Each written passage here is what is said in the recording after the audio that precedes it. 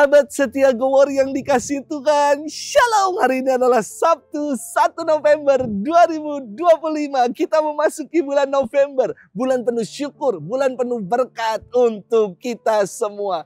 November ceria, September. Hari ini juga adalah Sabtu pertama di bulan November dan kita berdoa bagi para imam. Mari kita bersama-sama doakan para imam supaya mereka semakin 3S, semakin setia, hidup suci, dan penuh dengan sukacita. Kita juga hari ini merayakan di tanggal 1 November, Hari Raya Semua Orang Kudus atau disebut All Saints Day. Dalam syahadat iman kita mengakui akan persekutuan para kudus, kebangkitan badan, dan kehidupan kekal. Maka inilah pengharapan kita, bahwa kelak kita akan mengalami hidup abadi bersama dengan orang-orang kudus dalam kemuliaan surgawi. Awal hari raya ini dirayakan di lingkungan gereja timur. Namun lambat laun gereja barat juga mulai menghormati para kudus sebagaimana disebut jemaat perdana sebagai persekutuan para kudus. Orang kudus adalah mereka yang telah memelihara dan mengamalkan iman sampai pada akhir hidupnya, dan mereka memperoleh ganjaran hidup abadi di surga. Mereka adalah para santo santa, para beato beata, dan orang-orang yang telah disucikan oleh Allah. Mereka menjadi penuntun jalan, pendoa dan teladan bagi kita yang masih berziarah dan berjuang di tengah kehidupan. Paus Gregorius ketiga menetapkan Hari Raya Orang Kudus setiap tanggal 1 November untuk menghormati semua orang kudus yang tidak memiliki hari peringatannya dalam gereja. Kita akan bersama-sama merenungkan firman Tuhan yang diambil dari Injil Matius 5 ayat 1 sampai dengan 12a. Kita siapkan hati kita. Haleluya, haleluya, haleluya. Marilah kepadaku semua yang letih lesu dan berbeban berat. Aku akan memberi kelegaan kepadamu. Haleluya, haleluya, haleluya. Tuhan bersamamu dan bersama rohmu. Inilah Injil suci menurut Matius, dimuliakanlah Tuhan. Sekali peristiwa ketika melihat orang banyak, naiklah Yesus ke atas bukit. Setelah ia duduk, datanglah murid-muridnya kepadanya.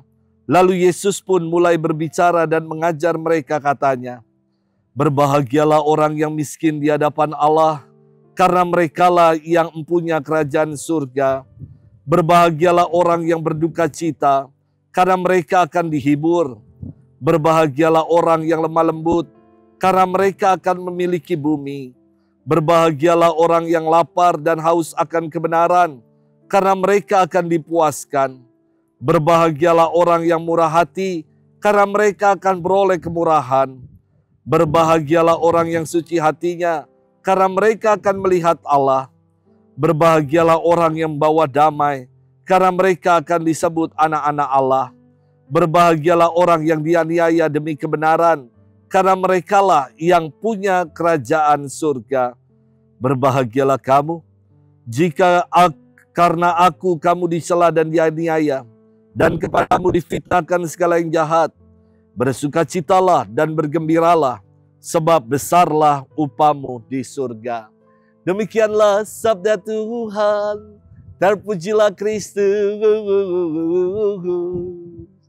Sahabat setia Gowor yang dikasihi Tuhan, Shalom, salam sehat dan happy weekend untuk kita. Dalam kesempatan mengajar para katekumen, saya membedakan bahwa gereja punya 3 ungkapan iman terkait penyembahan dan penghormatan. 3 ungkapan iman ini disebut sebagai latria, hiperdulia, dan dulia. Latria berakar kata Yunani yang berarti penyembahan tertinggi. Penyembahan tertinggi ini ditujukan hanya bagi Allah. Allah lah yang kita sembah. Orang Katolik hanya menyembah Allah yang esa, yang dikenal dengan sebutan Allah Tritunggal. Ini yang saya katakan dan saya ajarkan kepada para katekumen. Sementara ada yang namanya hiperdulia sebagai juga pengungkapan iman.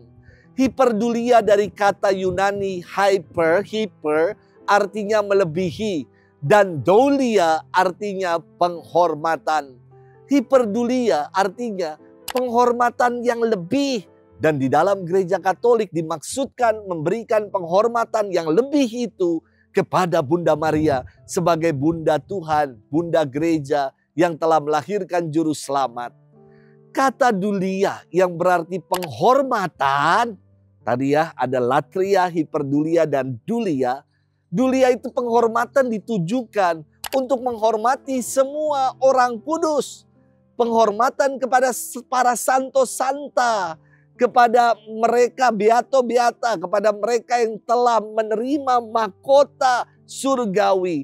Itulah yang diberikan penghormatan atau dulia.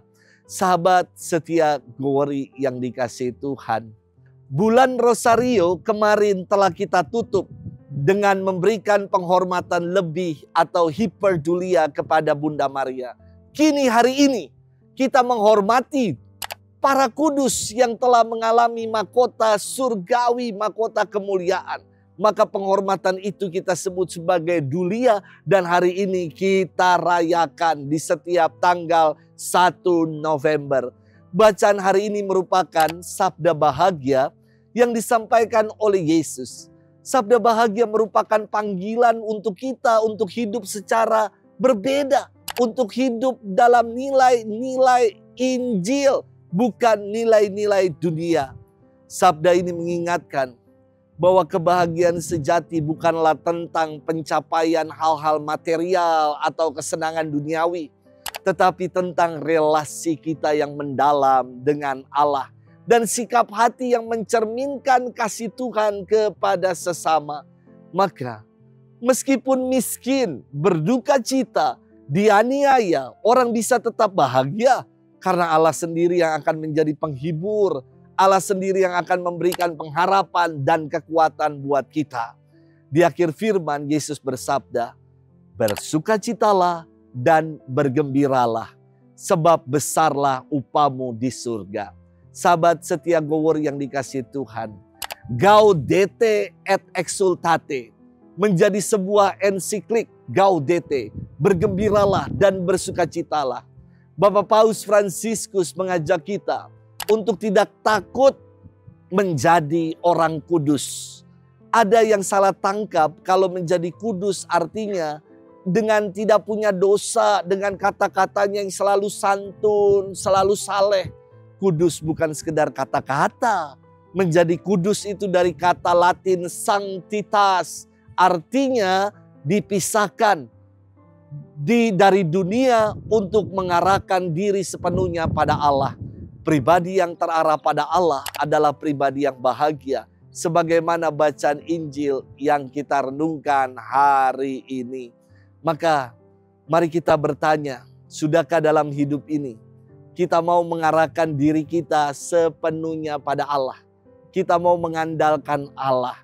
Orang yang mengandalkan Allah, hidupnya pasti akan senantiasa diarahkan hanya pada Tuhan. Selamat bermenung, happy weekend buat kita. Tuhan memberkati kita semua, Bapa dan Putra dan Roh Kudus. Amin.